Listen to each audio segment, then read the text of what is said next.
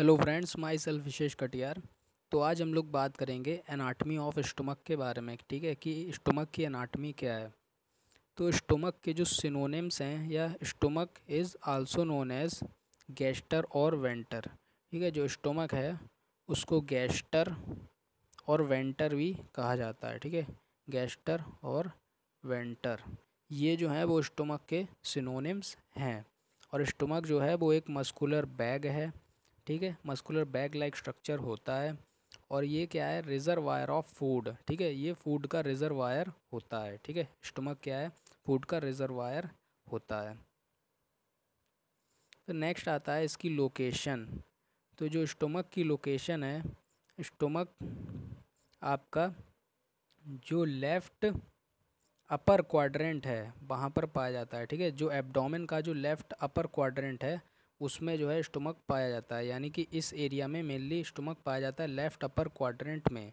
ठीक है, और जो हम लोगों ने 9 रीजन्स ऑफ एब्डोमेन पढ़े हैं उसमें से जो 3 रीजन्स हैं हमारे, एक जो इपीगैस्ट्रियम रीजन, ठीक है, और एक लेफ़्ट हाइपोकॉन्ड्रियम रीजन और एक अम्बलाइकल रीजन। इन 3 रीजन्स में जो है वो स्टोमक आपका पाया जाता है। ठीक है, तो ये है स्टोमक की लोकेशन। फिर आती है स्टोमक की कैपेसिटी। ठीक है, तो स्टोमक की कैपेसिटी कितनी है। जो न्यू बॉर्न चाइल्ड है, न्यू बॉर्न चाइल्ड में इसकी कैपेसिटी होगी 30 ml। ठीक है, और एट प्यूबर्टी, प्यूबर्टी के टाइम पर इसकी कैपेसिटी हो जाती है 1000 ml या 1 लीटर। ठीक है, और किसी एडल्ट में इसकी कैपेसिटी होती है 1500 ml। ठीक है, यानी 1.5 लीटर के लगभग इसकी कैपेसिटी होती है एक किसी एडल्ट में। ठीक है, फिर उसके बाद में आता है इसका शेप। तो इसका शेप कैसा होता है, इसका जो शेप है वो डिपेंड करता है इसकी खुद की मसल्स की टोन पर। ठीक है, और जो बॉडी की मसल्स हैं उनकी टोन पर। ठीक है, एक जो स्टोमक है उसकी खुद की मसल्स पर की जो टोन होती है उस पर डिपेंड करता है इसका शेप, और जो बॉडी की मसल्स होती हैं उसकी टोन पर डिपेंड करता है।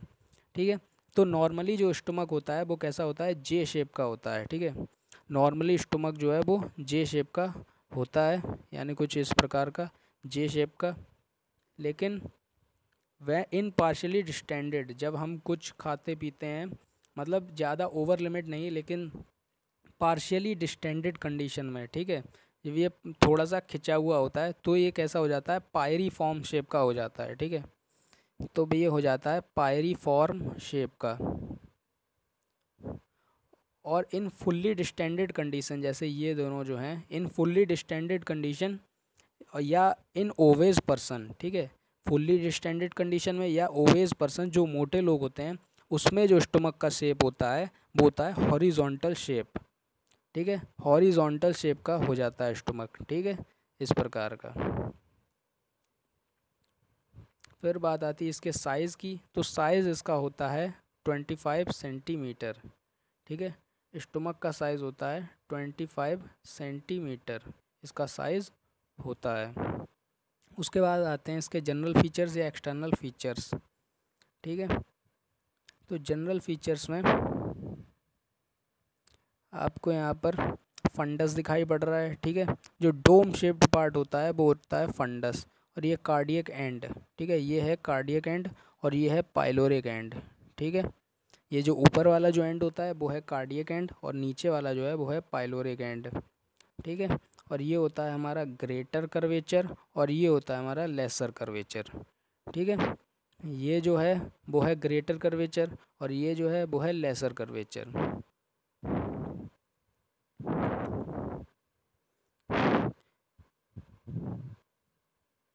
तो जो स्टोमक होता है उसमें जो ये डोम शेप्ड पार्ट होता है ये होता है फंडस। ठीक है, ये जो डोम शेप्ड पार्ट है ये है स्टोमक का फंडस पार्ट। ठीक है, और ये आ रही है हमारी ईसोफेगस। ठीक है, ईसोफेगस जो है वो ओपन होती है स्टोमक में। ठीक है, एट कार्डियक ऑरिफिस, यहाँ पर रहता है कार्डियक ऑरिफिस T11 वर्टिब्रा पर। ठीक है, जो T11 वर्टिब्रा है उसके सामने जो रहता है हमारा कार्डियक ऑरिफिस। ठीक है, और इसके 4 पार्ट होते हैं, कार्डियक, फंडस, बॉडी और एक हमारा पाइलोरिक एंट्रम और एक पाइलोरिक कैनाल। ठीक है, इसमें से जो पाइलोरिक एंट्रम होता है, ये वाला पार्ट पाइलोरिक एंट्रम, ये होता है कितना 7.5 सेंटीमीटर लॉन्ग। ठीक है, ये 7.5 सेंटीमीटर लंबा होता है। और जो पाइलोरिक कैनाल है, पाइलोरिक कैनाल रहती है 2.5 सेंटीमीटर लंबी। ठीक है, 2.5 सेंटीमीटर लंबी रहती है पाइलोरिक कैनाल। फिर इसके बाद में जो इसका लोअर एंड है वो स्मॉल इंटेस्टाइन का जो पहला पार्ट है डुओडेनम, जो कि सी शेप का होता है, उससे रन कर जाता है। और ये था हमारा लेसर कर्वेचर, और ये जो है वो है ग्रेटर कर्वेचर। फिर अगर हम बात करें इसके ग्रेटर और लेसर कर्वेचर की, ठीक है, तो जो ग्रेटर कर्वेचर है उसे हम स्टोमक का लेफ़्ट बॉर्डर भी कहते हैं। ठीक है, क्योंकि ये लेफ़्ट साइड में है। और जो ग्रेटर कर्वेचर है उसे हम लेफ़्ट बॉर्डर भी कहते हैं। और ये कैसा होता है, ये कॉन्वेक्स है। ठीक है, तो जो ग्रेटर कर्वेचर है वो कॉन्वेक्स इन शेप है और forms the left border of stomach. ठीक है, और it is larger than lesser curvature. और ये जो लेसर कर्वेचर है इससे लार्जर होता है कौन सा, ग्रेटर कर्वेचर। ठीक है, जैसा कि इसका नाम है ग्रेटर कर्वेचर, तो ये लार्जर होता है लेसर कर्वेचर से। जो लेसर कर्वेचर है वो हमारा कॉनकेव है। ठीक है, और ये राइट बॉर्डर बनाता है। ठीक है, जबकि जो ग्रेटर कर्वेचर था वो हमारा लेफ़्ट बॉर्डर बना रहा था। ठीक है, और ये जो लेसर कर्वेचर है ये provide attachment to lesser omentum. ठीक है, इससे ये जो लेसर ओमेंटम है ये जुड़ा रहता है, और ग्रेटर कर्वेचर से ग्रेटर ओमेंटम जुड़ा रहता है। ठीक है, ये जो हमको जुड़ा दिखाई पड़ रहा है ये क्या है, ग्रेटर ओमेंटम। ठीक है, तो ये चीज़ें इससे जुड़ी रहती हैं। फिर आते हैं रिलेशंस। ठीक है, सबसे पहले आते हैं एंटीरियर रिलेशंस। ठीक है, कि एंटीरियरली क्या क्या चीज़ें पाई जाती हैं, तो एंटीरियरली आपकी एंटीरियर एब्डोमिनल वाल पाई जाती है। ठीक है, दूसरा डायाफ्राम पाया जाता है, और तीसरा लेफ़्ट लोब ऑफ लिवर। ठीक है, एंटीरियर ऑफ स्टोमक में ये 3 स्ट्रक्चर पाए जाते हैं, एक आपकी एंटीरियर एब्डोमिनल वाल, दूसरा डायाफ्राम, तीसरा लेफ़्ट लोब ऑफ लिवर। ठीक है, लिवर की जो लेफ़्ट लोब होती है वो इसके एंटीरियरली पाई जाती है। ठीक है, जैसा कि आप यहाँ पर देख सकते हैं, ये इसके एंटीरियरली पाई जा रही है स्टोमक के। फिर आते हैं पोस्टीरियर रिलेशंस। तो पोस्टीरियर रिलेशंस को हम कहते हैं स्टोमक बेड। ठीक है, जो पोस्टीरियर रिलेशंस ऑफ स्टोमक हैं उसे हम कहते हैं स्टोमक बेड। स्टोमक बेड के नाम से जाना जाता है जो पोस्टीरियर रिलेशन ऑफ स्टोमक हैं। ठीक है, और ये 2 नंबर के मार्क्स में क्वेश्चन बहुत ज़्यादा पूछा जाता है। ठीक है, कि स्टोमक बेड क्या है, कौन कौन से स्ट्रक्चर बनाते हैं स्टोमक बेड। तो देखते हैं कि स्टोमक बेड क्या है।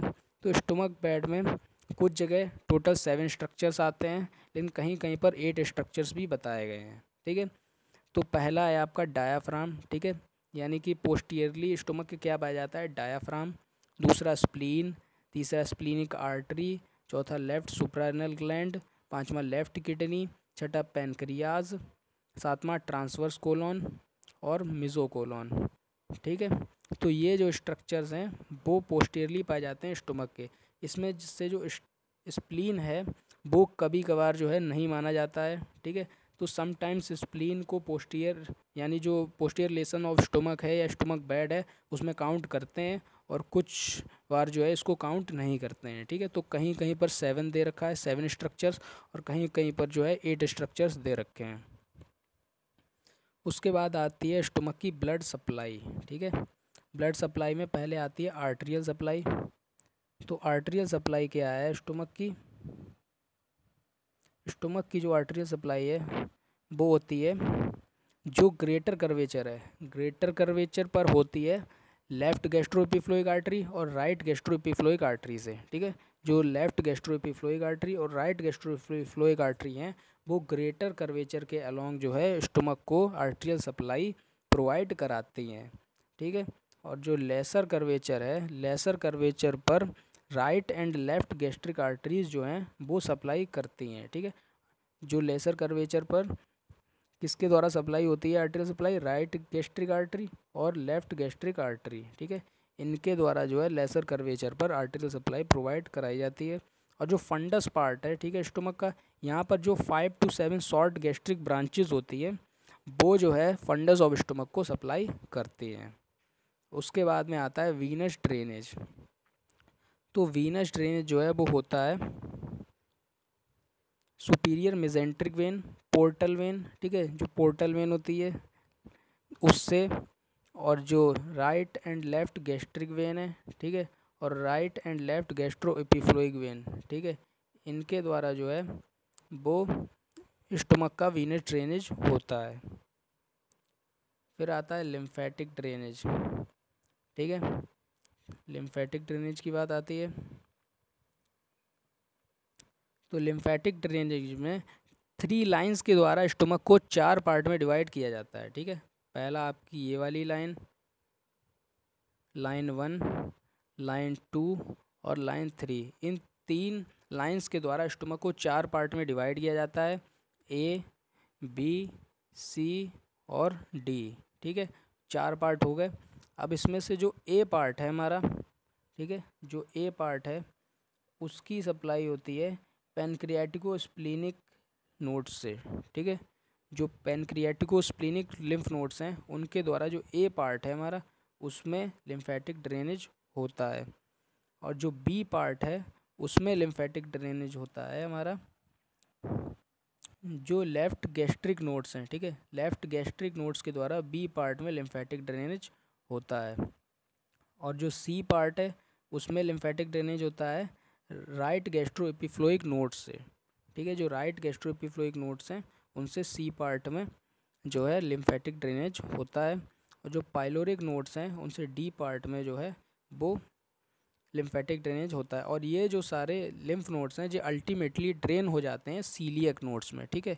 ये जो सारे हमने ए बी सी डी ये जो इनके जो लिम्फ नोड्स थे, अलग अलग लिम्फेटिक ड्रेनेज था, ये सारे लिम्फ नोड्स अल्टीमेटली ड्रेन होते हैं जाके सीलियक नोड्स में, ठीक है।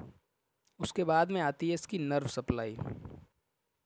तो नर्व सप्लाई एक होता है सिंपैथेटिक और एक होता है पैरासिम्पैथेटिक, ठीक है। तो सिंपैथेटिक जो नर्व सप्लाई है वो होती है T6 टू T10 सेगमेंट के द्वारा, ठीक है। T6 टू T10 सेगमेंट के द्वारा सिंपैथेटिक नर्व सप्लाई, और पैरासिम्पैथेटिक बाय वेगस नर्व, ठीक है। जो पैरासिम्पैथेटिक नर्व सप्लाई है वो होती है वेगस नर्व के द्वारा। फिर आती है इसकी अप्लाइड अनाटमी, ठीक है। तो अप्लाइड अनाटमी में सबसे पहला पॉइंट आता है गैस्ट्रिक पेन। जो गैस्ट्रिक पेन होता है, तो गैस्ट्रिक पेन जो है जो हमारा एपीगैस्ट्रियम रीजन होता है वहाँ पर फेल्ट होता है गैस्ट्रिक पेन। दूसरा इसी में होता है पेप्टिक अल्सर, ठीक है। तो जो पेप्टिक अल्सर होते हैं वो फर्स्ट पार्ट ऑफ डोडेनम के लगभग उस रीजन में पाए जाते हैं, ठीक है, पेप्टिक अल्सर। फिर तीसरा आता है आपका गैस्ट्रिक अल्सर, ठीक है। तो जो अल्सर स्टमक में होते हैं उन्हें हम गैस्ट्रिक अल्सर कहते हैं, और ये जो है जो लेसर कर्वेचर होता है स्टमक का उसके अलोंग देखने को मिलते हैं गैस्ट्रिक अल्सर। और चौथा है गैस्ट्रिक कार्सिनोमा, ठीक है, गैस्ट्रिक कार्सिनोमा। तो जो गैस्ट्रिक कार्सिनोमा यानी जो कैंसर टाइप का हो जाता है स्टमक में उसको हम कहते हैं गैस्ट्रिक कार्सिनोमा। और फिर आपका है पाइलोरिक स्टेनोसिस, पाइलोरिक स्टेनोसिस। इसमें क्या मिलता है वॉमिटिंग आफ्टर मील। जो पाइलोरिक स्टेनोसिस है उसमें जब हम कोई फूड लेते हैं या कोई भी मील या कुछ भी डिनर वगैरह कुछ भी खाते हैं तो उसके बाद में जो है हमको वॉमिटिंग देखने को मिलती है, और इसमें जो है विजुअल पेरिस्टल्सिस देखने को मिलता है एपिगैस्ट्रियम रीजन में पाइलोरिक स्टेनोसिस में।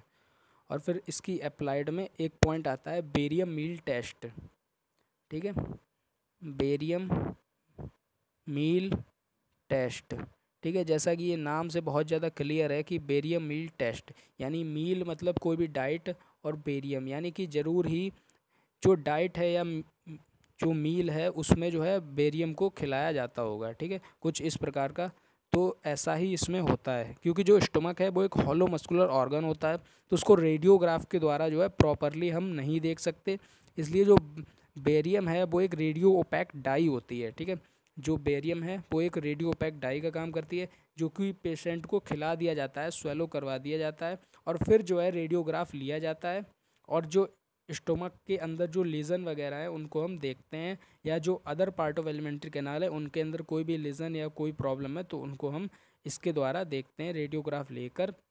लेकिन उससे पहले क्या है हम उसको बेरियम जो है उसे खिलाते हैं, ठीक है। तो इसके साथ जो स्टोमक है हमारा वो कंप्लीट होता है।